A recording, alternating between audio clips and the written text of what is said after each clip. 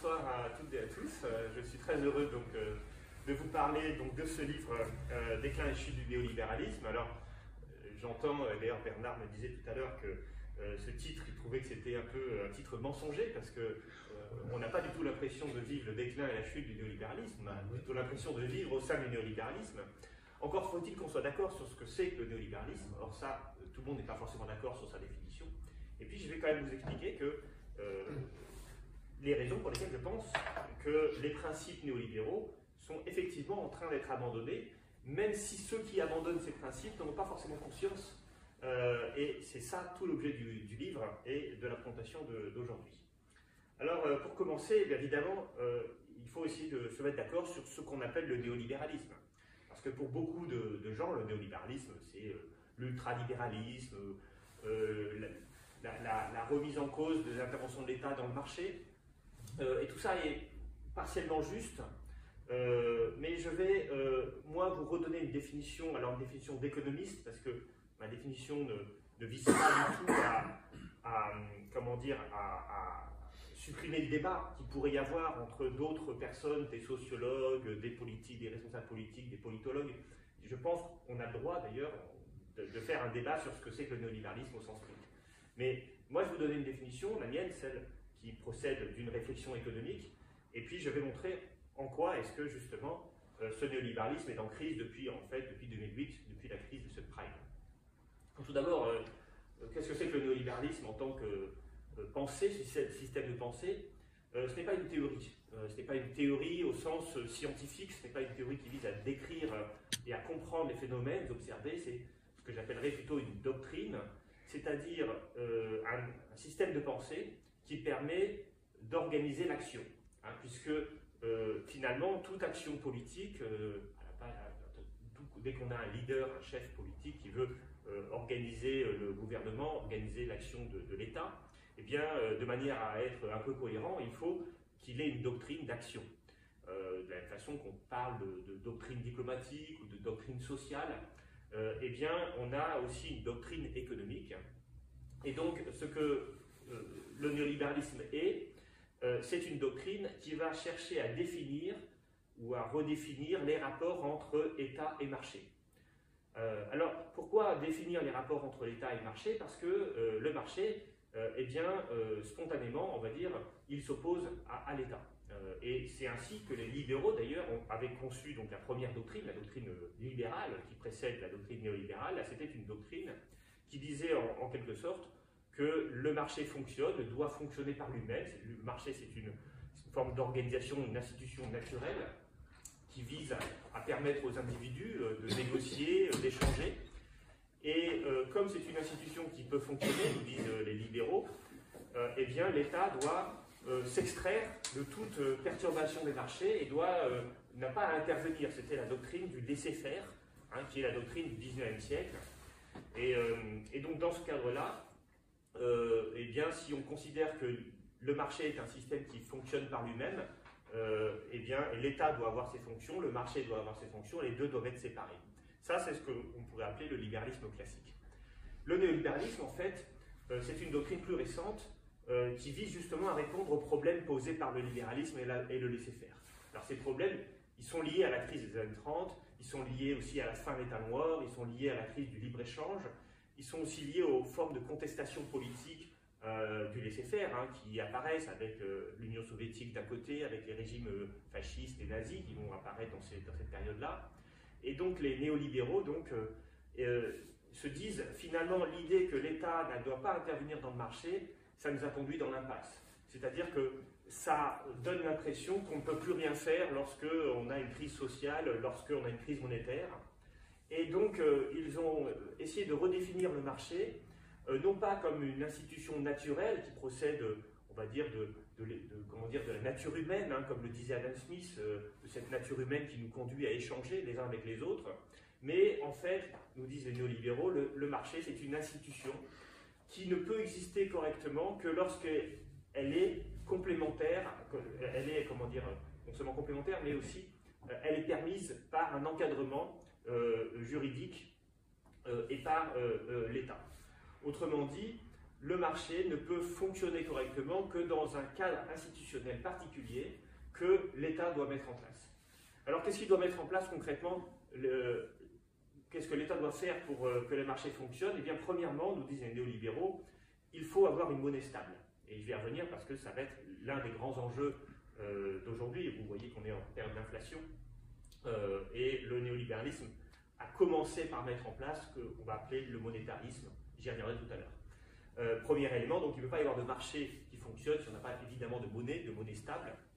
Et ça répond au problème de l'après-guerre, l'après-première guerre mondiale, pardon, où justement l'État noir était en crise et où on ne pouvait plus donc se reposer sur cette institution, l'État noir, pour préserver la stabilité monétaire. On a dû créer, organiser des institutions pour permettre cette stabilité monétaire.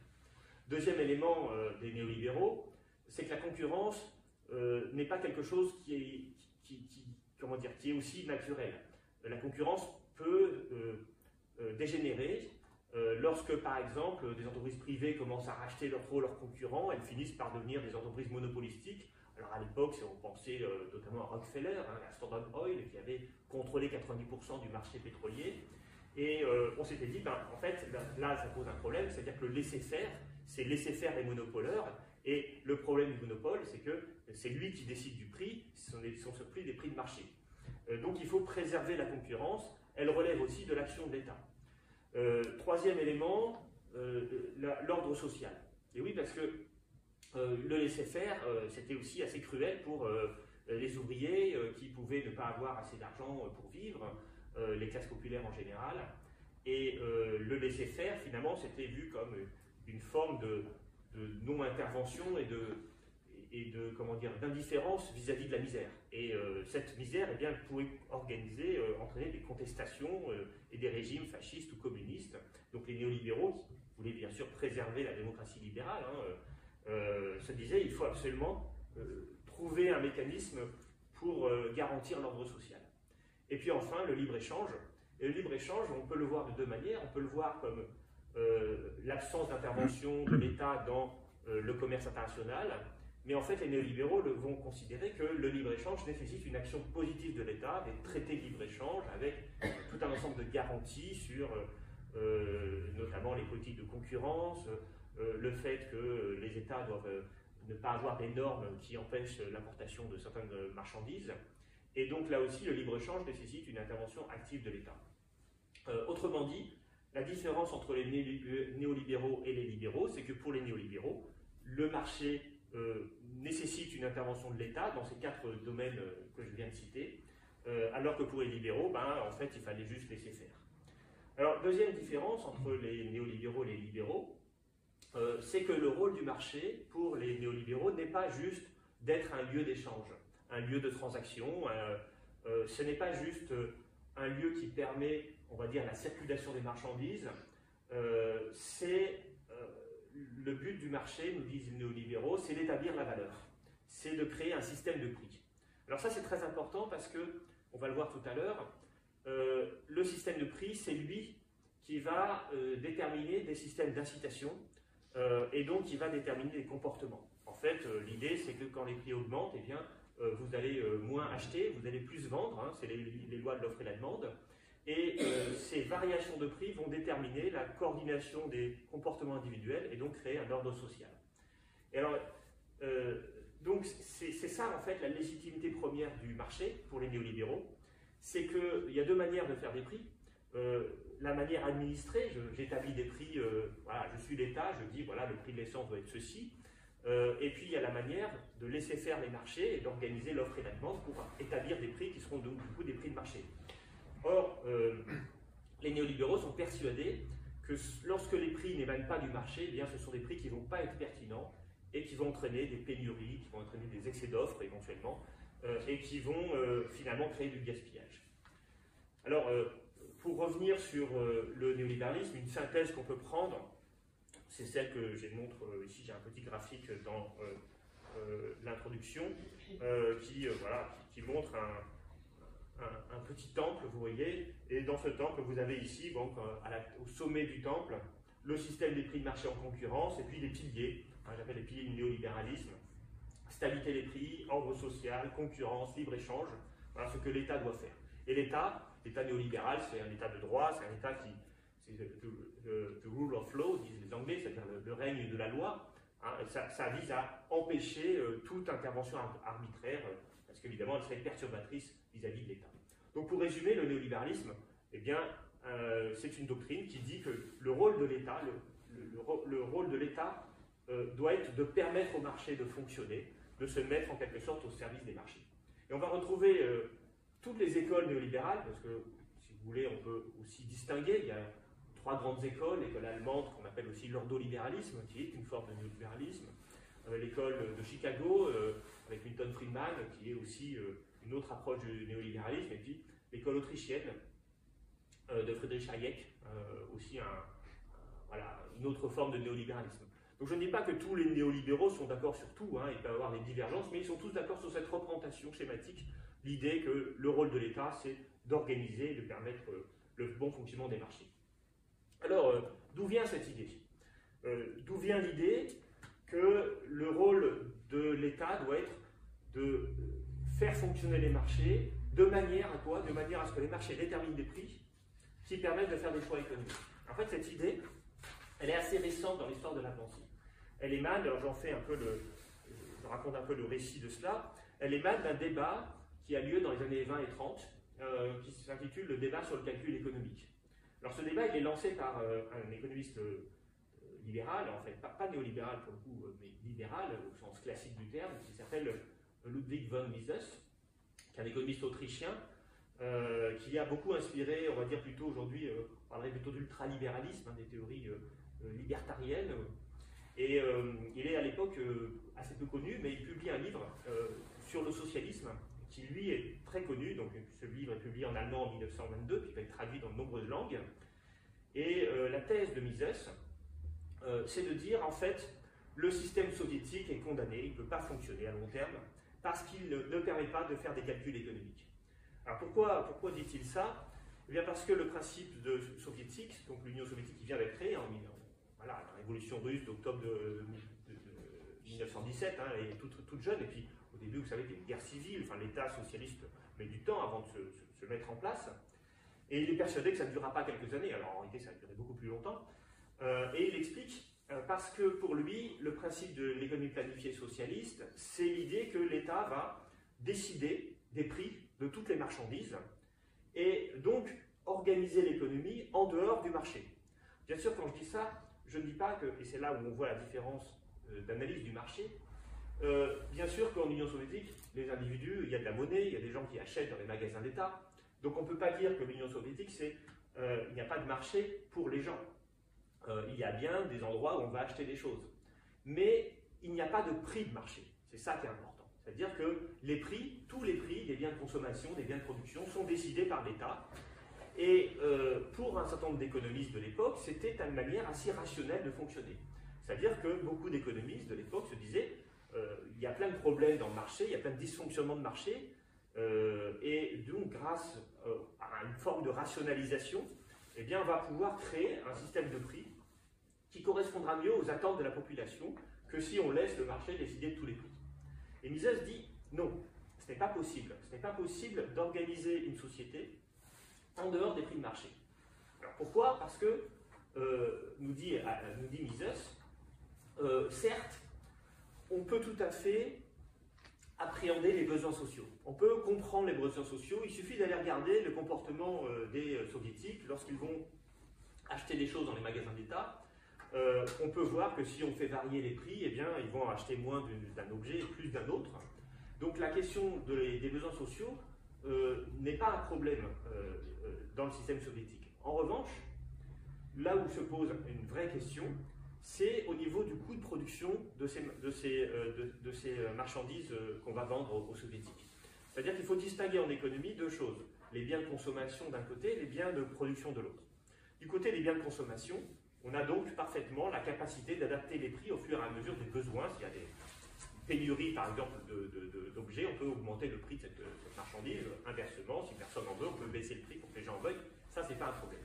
Par contre, le problème qu'on va avoir, c'est de calculer le coût de production de ces marchandises. En effet, dans le système soviétique, on a une étatisation des moyens de production. Et donc, les les biens de production, qui sont nécessaires, je parle ici des matières premières, des machines, qui sont nécessaires pour produire ces marchandises qu'on va ensuite vendre aux citoyens, aux consommateurs soviétiques, eh bien, on n'est pas capable d'établir la véritable valeur de ces biens de production, parce que les gens qui échangent ces biens, ce sont toutes, depuis les mines jusqu'aux entreprises qui vont les utiliser, ces matières premières et ces machines. Eh bien, on a ici des relations qui sont des relations entre entreprises qui appartiennent toutes à l'État. Donc il ne peut plus y avoir de marché, il ne peut plus y avoir d'estimation de la valeur des choses. Et donc, en quelque sorte, nous dit Mises, le calcul économique ne peut pas se faire, parce que tout calcul économique procède d'une comparaison entre un bénéfice et un coût.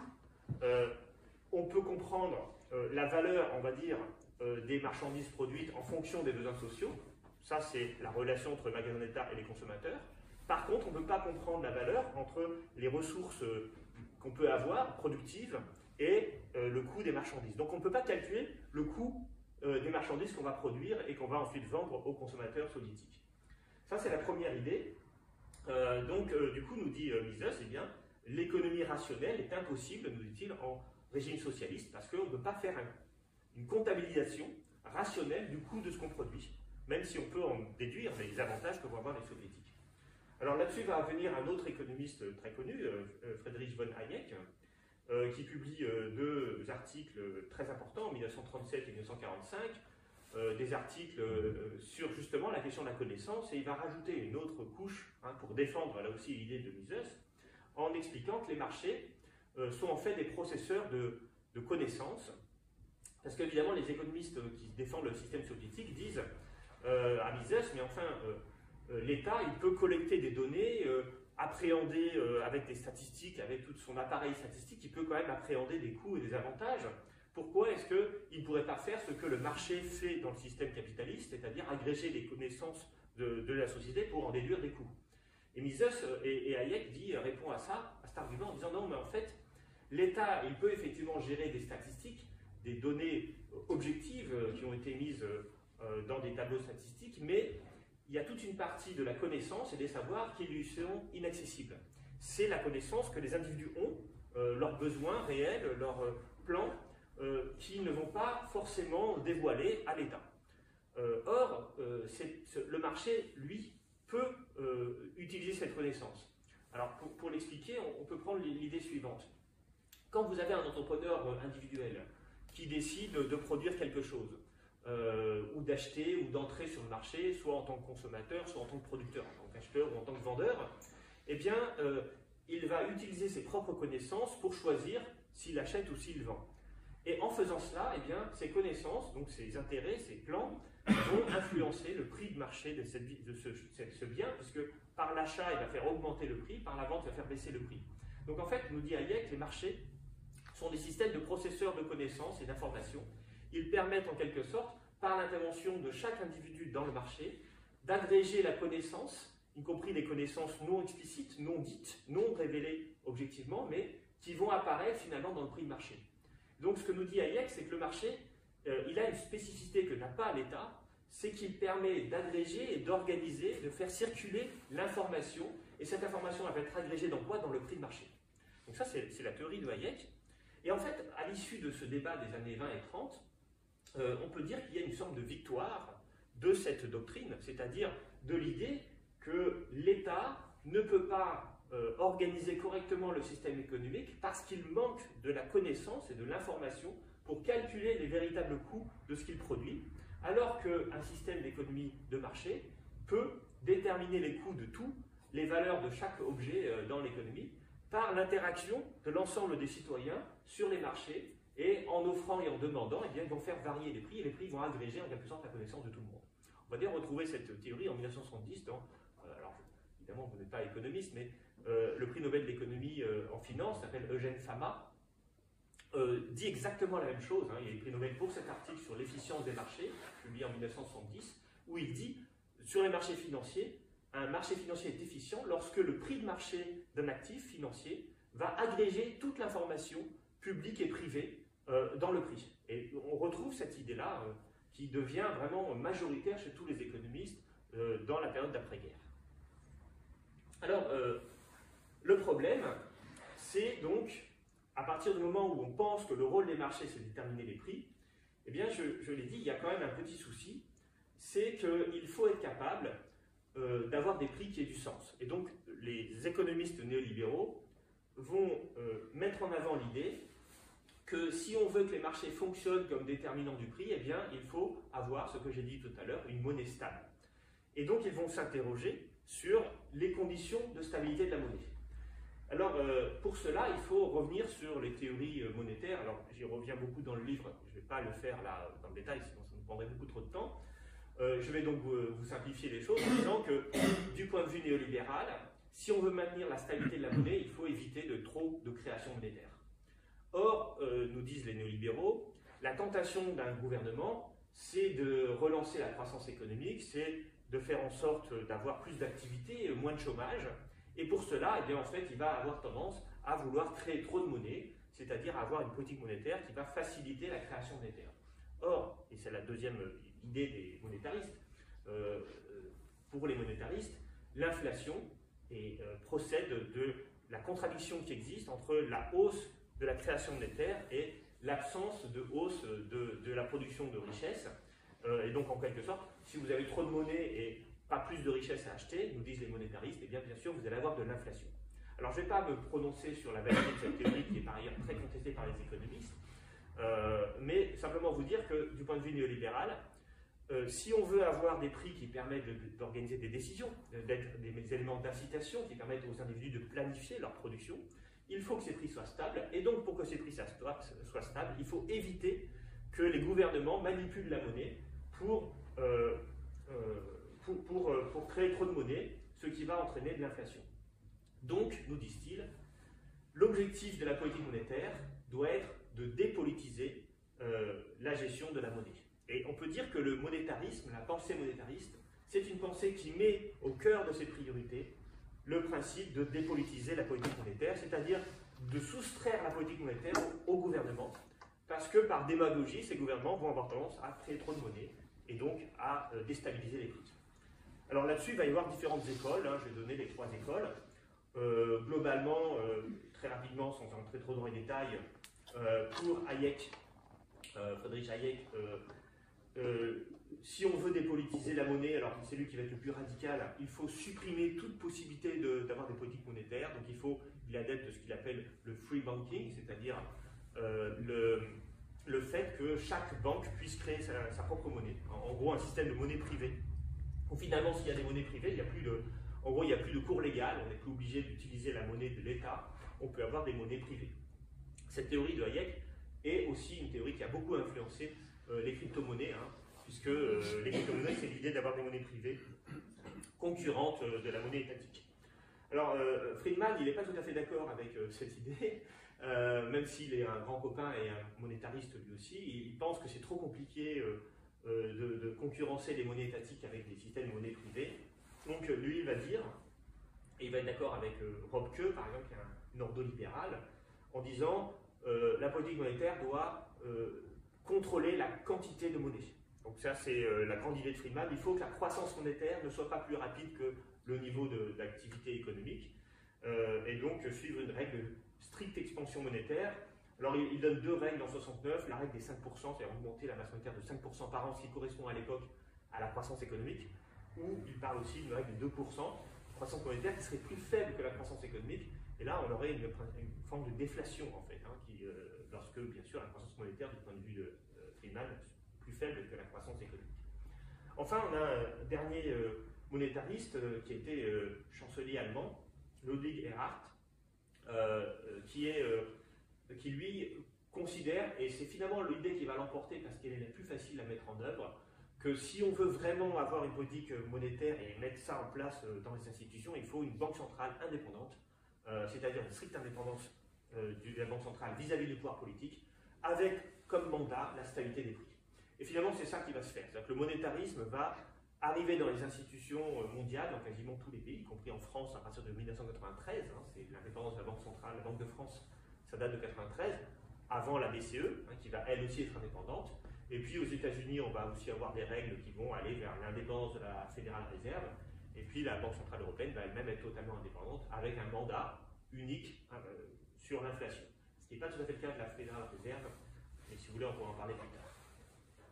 Alors, on a un peu, quelque part, les grandes idées des néolibéraux, des prix de marché, une stabilité des prix renforcée par des institutions qui empêchent les gouvernements de manipuler de la monnaie et de créer trop de monnaie. Mais, et c'est là le paradoxe que je voudrais soulever maintenant avec vous, c'est que ces idées-là, elles sont déjà au cœur de la pensée des monétaristes et des néolibéraux dans les années 30, mais elles ne sont pas du tout mises en œuvre. C'est-à-dire que ce qui va se passer, en fait, à partir de 1939, c'est la Seconde Guerre mondiale. Et la Seconde Guerre mondiale va complètement casser cette idée d'organiser la société à partir des prix de marché. Pourquoi? Parce que, qu'est-ce que c'est que la Seconde Guerre mondiale?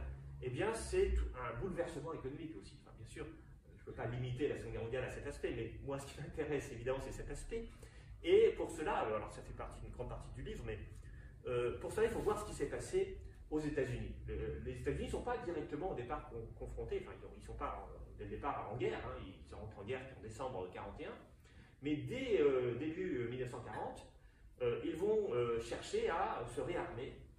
Et donc le problème américain, c'est comment réorienter l'économie qui était tournée vers les besoins civils en une économie qui va être tournée vers les besoins et les impératifs militaires. Donc il faut relancer l'industrie d'armement, et ça va poser un problème. C'est-à-dire que si on fait cela avec des prix de marché, en laissant le marché fonctionner, on va buter sur des contraintes importantes, qui est que si on veut produire en quelque sorte des tanks, pour le dire très simplement, des bateaux de guerre, eh bien il va falloir que l'acier qu'on produit soit tourné vers ses besoins militaires et donc n'aille pas vers les besoins civils, donc vers les voitures, vers les bâtiments, etc. Et donc évidemment, ça va peser sur le pouvoir d'achat des ménages, parce qu'il y aura moins de production d'objets civils. Et donc le problème, le risque, c'est une hausse des prix pour les ménages, une contestation de cette politique de réarmement. Il faut penser que l'économie de guerre, finalement c'est ça, c'est la transformation extrêmement rapide du système économique, tourné d'abord vers les besoins civils, à un système économique dont une grande partie des ressources vont être détournées dans l'industrie d'armement. Et donc se pose la question de comment on fait ça. Et comment on fait ça? Eh bien, c'est par le contrôle étatique de l'économie, ou partiel. Alors pas complet, bien sûr. Il faut laisser encore les gens acheter et vendre des choses, mais de plus en plus, l'État va aller dans le contrôle des prix, et à la fin de la Seconde Guerre mondiale, l'État américain va contrôler quasiment 90% des prix.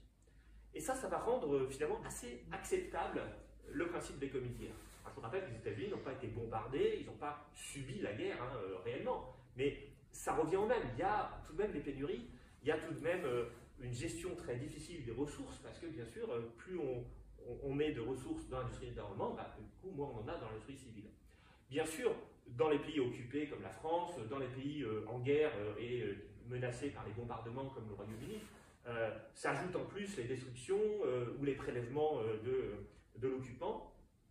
Et donc tout ça va profondément transformer le système économique, j'ai envie de dire, de tous les pays d'Europe de l'Ouest, qui sont tous des pays occidentaux, des pays capitalistes, mais qui sont confrontés à cette contrainte qui est la guerre. Et alors là où ça devient intéressant, c'est que cette économie de guerre ne va pas s'arrêter en 1945. Et à partir de 1945, bien sûr, on va libéraliser progressivement des prix, on va progressivement supprimer les tickets de rationnement, mais il faudra attendre quand même 1949 pour qu'ils disparaissent complètement, donc on va quand même les garder pendant quelques années. Mais on ne va pas complètement relâcher le contrôle de l'économie par l'État. Et donc on va rester pendant 25 ans, jusqu'au début des années 70 en fait, dans un régime d'économie semi-dirigée, dans lequel, en fait, les États vont maintenir le contrôle des prix, mais pas de tous les prix, des prix des biens de production, c'est-à-dire le prix du capital, le travail, donc les salaires, les matières premières, dont les produits agricoles, voilà, les matières produits agricoles. Alors, le prix du capital, il va être déterminé notamment par les accords de Bretton Woods. C'est-à-dire, qu'est-ce que c'est que les accords de Bretton Woods? Ils sont décidés en 1944. Ils organisent un nouveau système financier international fondé sur le dollar, avec des taux de conversion de monnaie, des taux de change de monnaie qui sont décidés politiquement. Donc déjà là, on a un premier prix très important qui n'est pas du tout un prix de marché, c'est-à-dire que les valeurs des monnaies sont décidées par les États. collectivement, et puis donc des marchés financiers cloisonnés, des banques centrales qui déterminent les taux d'intérêt, là aussi soumises au contrôle du politique. Il n'y a que l'Allemagne, vraiment qui est de ce point de vue-là néolibérale, qui a une banque centrale indépendante, mais aucun des autres pays n'a véritablement à l'époque une banque centrale indépendante.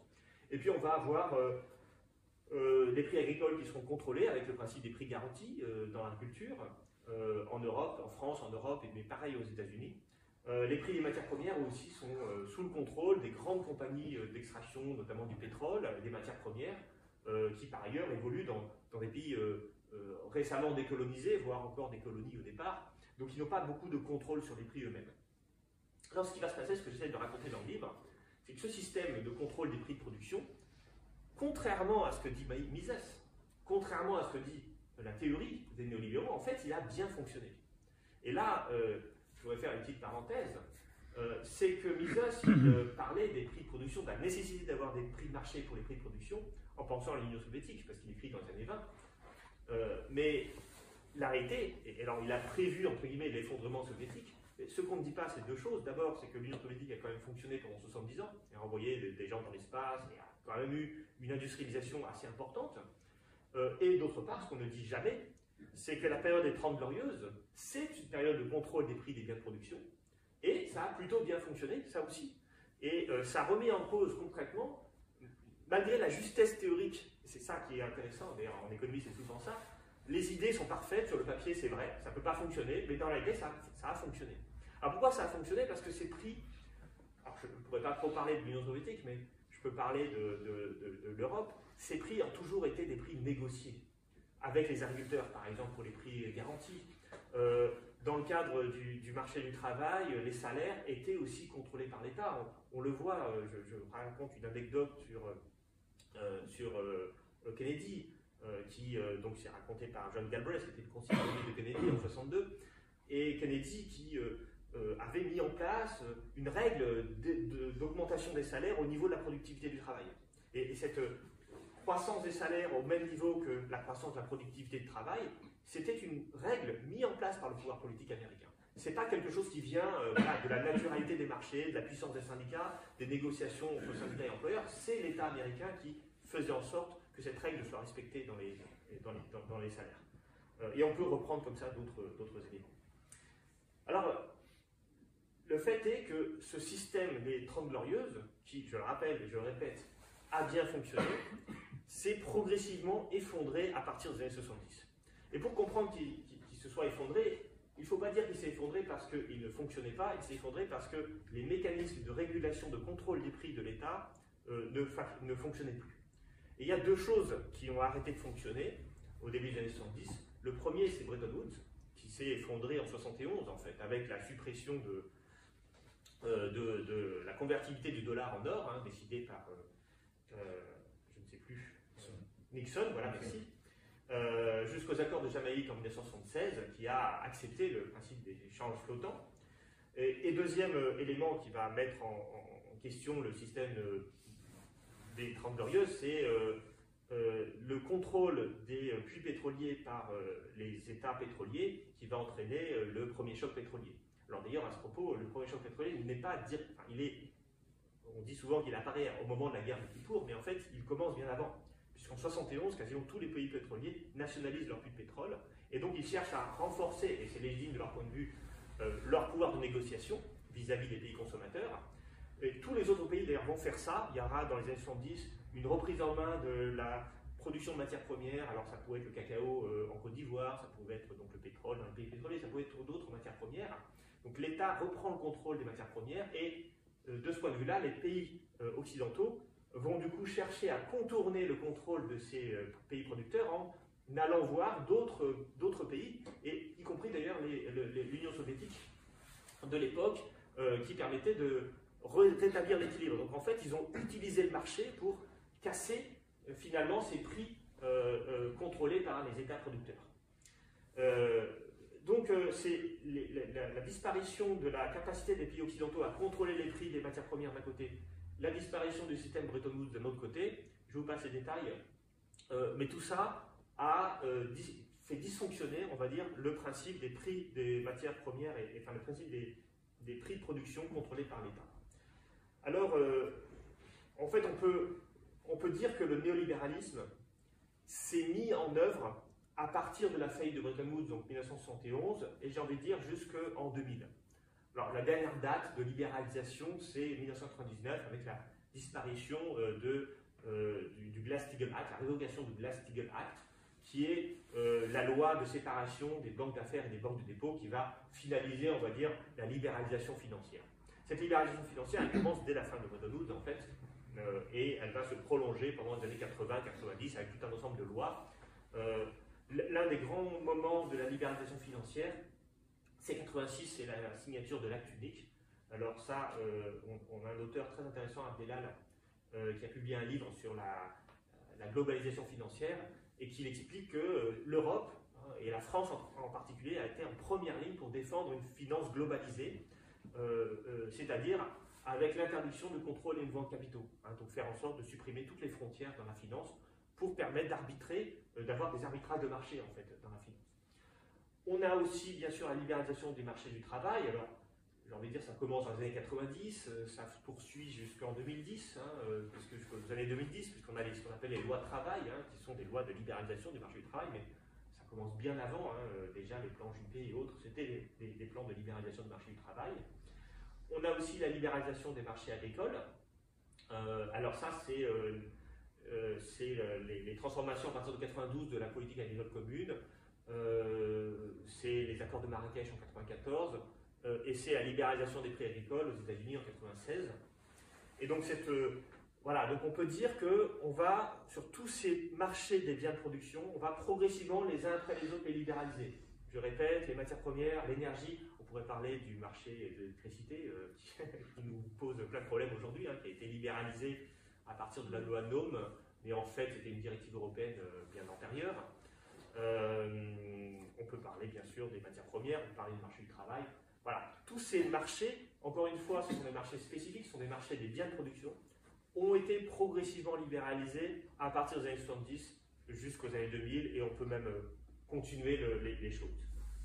Alors, là, je vous raconte comment le néolibéralisme s'est mis en place. Je ne vous ai pas encore parlé de la chute du néolibéralisme et des défaillances qu'il a aujourd'hui.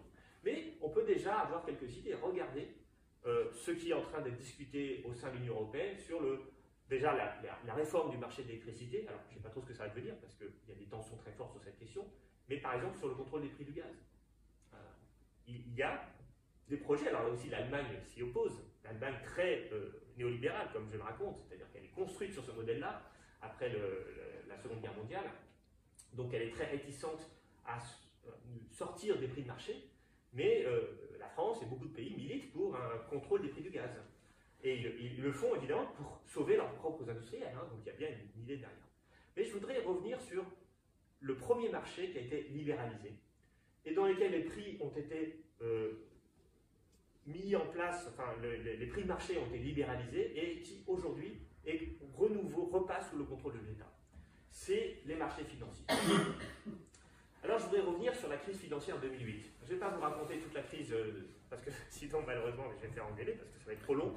La crise de subprime, oui j'ai 10 minutes c'est ça, mais je vais surtout expliquer les conséquences de cette crise de subprime. Qu'est-ce qui s'est passé pendant la crise de subprime? En deux mots. Il s'est passé que les marchés n'ont plus été capables d'évaluer la valeur de tout un ensemble d'actifs qui étaient au cœur du système financier de l'époque. Ces actifs, c'est ce qu'on appelle les crédits basés sur des subprimes, des crédits. On peut raconter un peu ce que c'est, mais je ne vais pas trop vous entrer dans le détail, mais en gros, c'est la titrisation des crédits immobiliers qui a été une industrie américaine, qu'elle a exporté dans tous les pays du monde, et en particulier en Europe. C'est ces titres, en raison de la chute du marché immobilier aux États-Unis, ont fini par, comment dire, ce qui s'est passé, c'est qu'en 2007, ces titres n'avaient plus de valeur. Ils n'avaient plus de valeur parce que plus personne ne voulait les acheter. Donc vous comprenez bien que quand il n'y a plus d'achat dans un marché, il n'y a plus d'acheteurs dans un marché, mais il n'y a plus de prix, et donc il n'y a plus de valeur quantifiable. Et c'est ça en fait l'origine de la crise de subprime, c'est-à-dire les marchés deviennent incapables d'établir des prix. Et donc, que s'est-il passé aux États-Unis? Parce que c'est les États-Unis qui sont en première ligne dans cette crise de subprime. Eh bien, l'État américain s'est mis à racheter des titres financiers, c'est-à-dire à leur redonner des prix. Et on a refait ce qu'on faisait dans les 30 Glorieuses, on a négocié avec les banques pour essayer de trouver des prix qui à la fois sauvaient les banques de la faillite et permettaient aussi à l'État de ne pas faire trop de pertes. Parce qu'il faut bien comprendre, ces actifs, c'est pas parce qu'ils n'avaient plus de prix qu'ils n'avaient plus aucune valeur. Certains étaient pourris, bien sûr, certains n'avaient plus de valeur, mais d'autres avaient de la valeur encore. Et le problème des banques, c'est qu'elles ne savaient plus distinguer ceux qui avaient de la valeur de ceux qui n'en avaient pas. Et comme plus personne n'en voulait, plus de marché, donc plus de prix. Donc, si vous voulez, quand vous n'avez plus de prix, vous êtes obligé, dans votre comptabilité, d'inscrire à zéro. Et ça faisait que les banques étaient en faillite. Donc l'État américain, puis la Banque centrale, et ça c'est intéressant, vont commencer à racheter ces actifs aux banques pour sauver le système bancaire. Alors, là aussi, pourquoi sauver le système bancaire? On pourrait dire, laissons-les faire faillite, après tout, elles ont pris des risques, tant pis pour elles.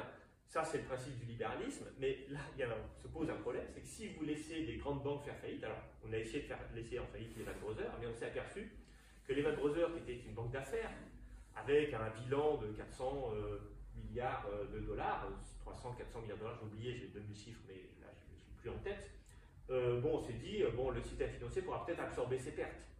Mais le problème, c'est que ces pertes d'une grande banque entraînent des pertes d'autres banques qui sont créancières de cette banque. Et en fait, le système financier était tellement déjà fragile qu'il risquait de s'effondrer totalement. C'est ce qu'on appelle une crise systémique. Et en fait, quand on a laissé Lehman Brothers faire faillite, avec ses 400 milliards de dollars de bilan, derrière, le plus grand assureur américain, AIG, risquait la faillite.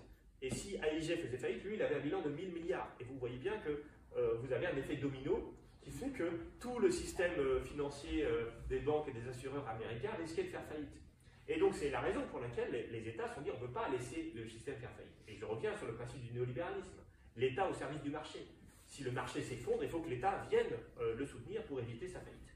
Donc le plan Paulson de 2008, c'était un plan de rachat des actifs titrisés que les banques ne savaient plus évaluer. Très vite, les banques centrales se sont mises à leur tour racheter ces titres pour soutenir l'État aussi parce que beaucoup de gens avaient dit mais pourquoi vous rachetez ces titres pourris, vous êtes en train de socialiser les pertes. Et donc Paulson a arrêté de faire ça et il a confié le travail en fait à la Banque centrale. Et donc la Banque centrale américaine a commencé à racheter des titres, puis à racheter des obligations d'État pour financer les États et financer notamment le plan Obama de 2008.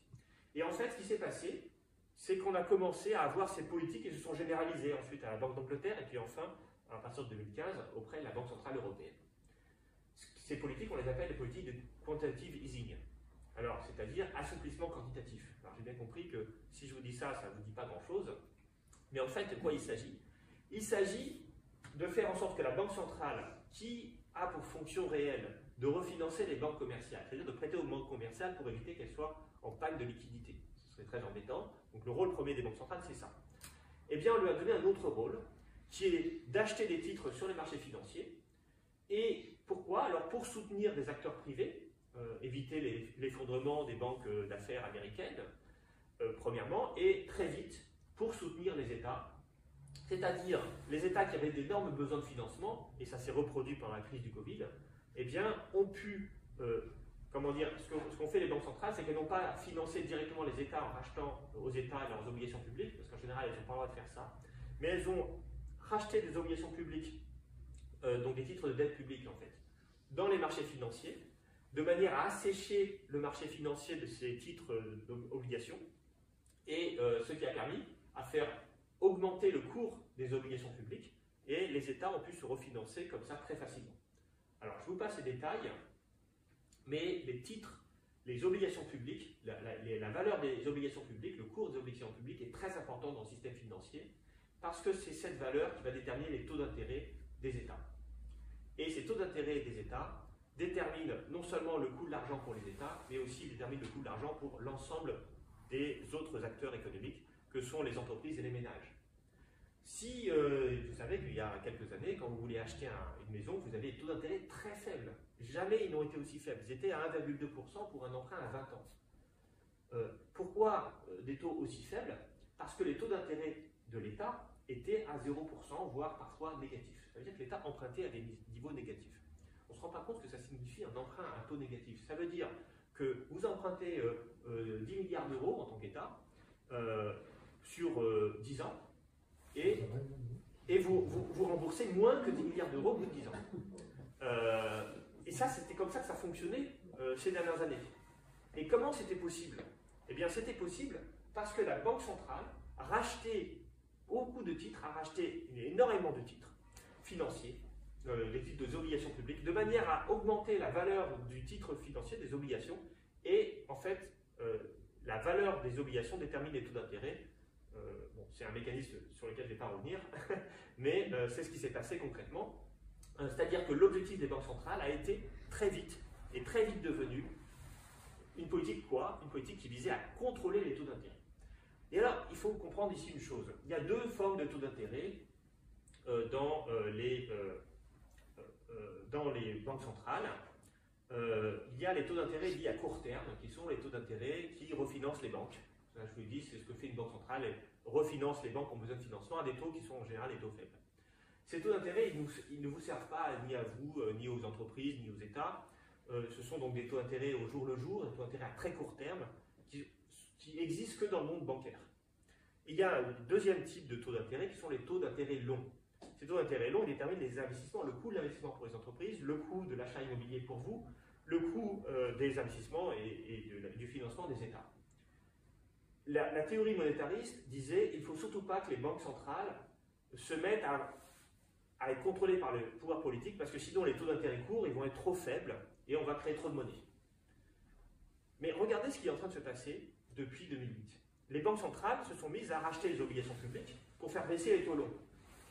Et ces taux longs sont au cœur des coûts de l'argent pour les banques, pour les ménages, pour les entreprises, pour les ménages et pour l'État. Ils sont beaucoup plus importants, ces taux longs, que les taux courts, puisqu'ils déterminent le coût de l'argent pour tout le monde, pas uniquement pour les banques.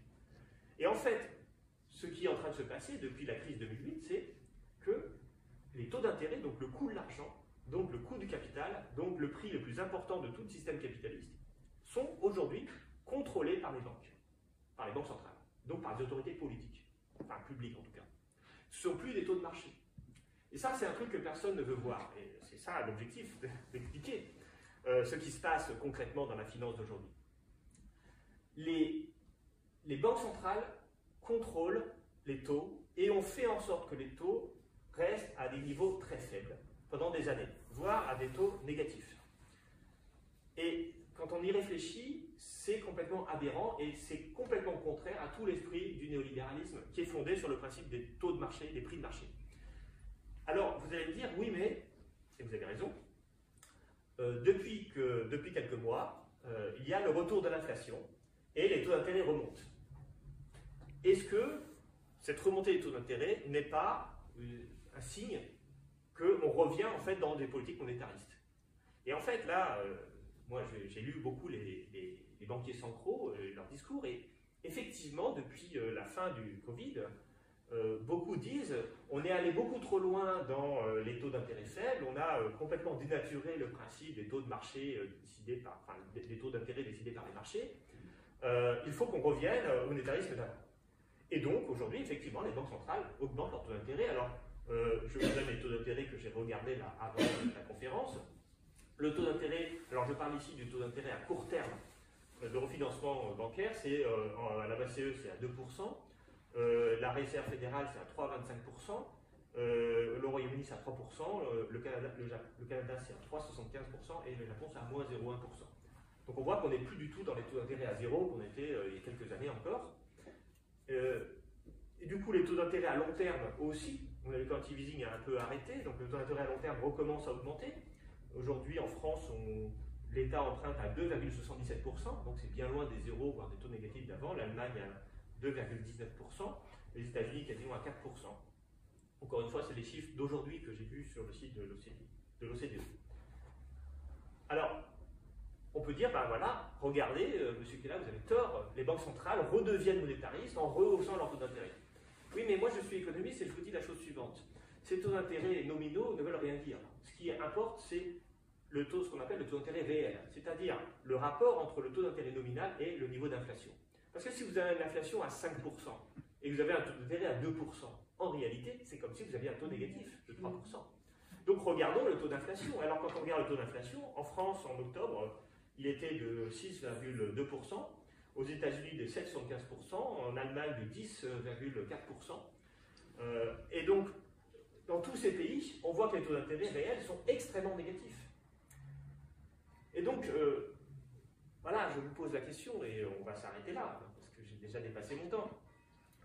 Est-ce que mettre en place des taux d'intérêt à 2% en zone euro, alors qu'on a une inflation moyenne de 10%, est-ce que c'est du monétarisme? Est-ce qu'avoir un taux d'intérêt à 3,25% aux États-Unis quand l'inflation est à 7,75%, est-ce que vraiment c'est du monétarisme? Et pour essayer de le comprendre, eh bien, revenons à ce que c'était le monétarisme dans l'histoire. Alors, quand est-ce qu'il est apparu, le monétarisme, dans les politiques des réserves fédérales, des banques centrales, pardon? C'est en 1979, lorsque Paul Volcker a été désigné président de la Réserve fédérale américaine. C'est en 1979. C'est là que vraiment on a mis en place du véritable monétarisme. Ce monétarisme, ça a consisté à réduire l'inflation de l'époque. L'inflation en 79-80, au début 80 aux États-Unis, était de 10%. À peu près similaire à ce qu'elle est aujourd'hui en zone euro. À quel niveau les taux de refinancement bancaire, donc les taux d'intérêt courts, ont été mis par la Réserve fédérale? Ils sont montés jusqu'à 20%. C'est-à-dire à un niveau 2 fois plus important que le niveau d'inflation. C'était ça le monétarisme. Le monétarisme, c'est pas avoir des taux à 3% quand l'inflation est à 8%. Le monétarisme, c'est avoir, si l'inflation est à 8%, vous avez des taux à au moins 15 ou 16%. Donc on voit bien qu'on n'est pas revenu dans une politique monétariste. Et la question est pourquoi on ne revient pas au monétarisme? Pourquoi est-ce qu'on ne fait pas ce qu'on a fait dans les années 80? Pourquoi les banques centrales ont abandonné en réalité la véritable lutte contre l'inflation selon la théorie monétariste? Et là aussi, elle est un peu contestable. Je vais vous montrer un graphique qui est le dernier graphique du livre. Ce graphique représente l'évolution de l'endettement global des économies des États-Unis. Alors, mais on voit à peu près les mêmes choses en Europe ou dans la plupart des pays. Cet endettement global, il était environ à moins de 150% dans les années 50. Il est resté environ à 150% à la fin des années 70, vous voyez, et puis il a considérablement augmenté. Pourquoi il a augmenté? À cause de la financiarisation de l'économie. Alors les différentes couleurs, c'est quels sont les agents qui empruntent, les ménages, les entreprises, les banques aussi empruntent. Et on est arrivé, vous voyez, à plus de 350% au moment de la crise de subprime, et puis on est globalement baissé, mais pas véritablement, on s'est stabilisé autour de 320, 330%. Ça veut dire que le taux de la dette globale aux États-Unis, représente, excusez-moi, je n'ai pas dit en pourcentage du PIB, hein, c'est ça, elle représente plus de 3 fois le PIB. Alors qu'au début des années 80, c'était 1,5 fois le PIB. Autrement dit, les agents économiques sont 2 fois plus endettés aujourd'hui qu'au moment où Volcker a mis en place une politique monétariste. Qu'est-ce que ça signifie? Ça signifie que si vous augmentez trop les taux d'intérêt, vous allez avoir une multitude d'agents économiques qui vont faire faillite simplement. Parce que les taux d'intérêt, lorsque vous êtes beaucoup endetté, ça compte beaucoup dans vos dépenses. Et en fait, les banques centrales ont renoncé à pratiquer des politiques monétaristes telles qu'on aurait pu les pratiquer à la fin des années 70, parce que si elles font ça, elles le savent aujourd'hui, ça va multiplier les Lehman Brothers et ça va entraîner le chaos dans le système financier. Et donc, elles font semblant d'avoir un discours monétariste en disant « Ah, regardez, je remonte les taux d'intérêt », mais elles se gardent bien que ces taux d'intérêt restent inférieurs au niveau d'inflation de manière à garder des taux d'intérêt réels négatifs. Et je vous garantis, et ça je vous fais un pari, peut-être que je peux me tromper bien sûr, qu'on n'aura plus aux États-Unis, en tout cas dans les prochaines années, des taux d'intérêt qui dépasseront le niveau d'inflation. C'est-à-dire que si l'inflation commence à baisser, elle commence à baisser, eh bien vous allez voir qu'on va arrêter d'augmenter les taux, et puis on va garder toujours 2-3 points de différence, hein, avec les taux d'intérêt de la Banque centrale qui resteront 2-3 points inférieurs au niveau d'inflation. Donc si l'inflation baisse trop, les taux d'intérêt vont à nouveau baisser. Et donc quoi? Donc on a renoncé à laisser les taux d'intérêt au marché financier. On a en quelque sorte renoncé à lutter contre l'inflation, on a renoncé à l'objectif de stabilité des prix, et de mon point de vue, on a donc relancé au néolibéralisme. Alors vous allez me dire, mais oui, mais là vous parlez uniquement des taux d'intérêt, de la finance. Alors d'abord je vous rappelle que la finance c'est le prix le plus important, hein, les taux d'intérêt c'est le prix le plus important qui va déterminer tout le reste. Mais ce que je pense c'est qu'en fait, à partir du moment où on a renoncé à l'idée qu'on va laisser les marchés décider des taux d'intérêt, à mon avis, on ne va pas pouvoir expliquer très longtemps qu'il faut que les banques les revenus des banques sont décidés par la Banque centrale, mais que par contre les revenus des agriculteurs, eux, ils doivent les laisser au prix des marchés mondiaux. Je suis absolument persuadé que la deuxième étape va être de recontrôler un certain nombre de prix. Donc j'ai déjà parlé du prix du gaz, sans doute du prix du travail, la question de l'indexation des salaires se repose aujourd'hui, et sans doute aussi des prix agricoles. L'idée de souveraineté européenne réapparaît, notamment dans le fait de recontrôler un certain nombre de productions, de rapatrier un certain nombre de productions. Aux États-Unis, on a du protectionnisme qui réapparaît, qui contredit le principe du libre-échange. Et donc je vois dans l'actualité immédiate, en fait, un changement de pensée. Alors ce changement de pensée, il n'est pas encore totalement assumé. C'est la raison pour laquelle le discours post-néolibéral n'existe pas vraiment. Mais clairement, l'ère des prix de marché, de l'organisation de la société à partir des prix de marché, pour moi, elle est révolue. Voilà, j'ai été trop long, pardon.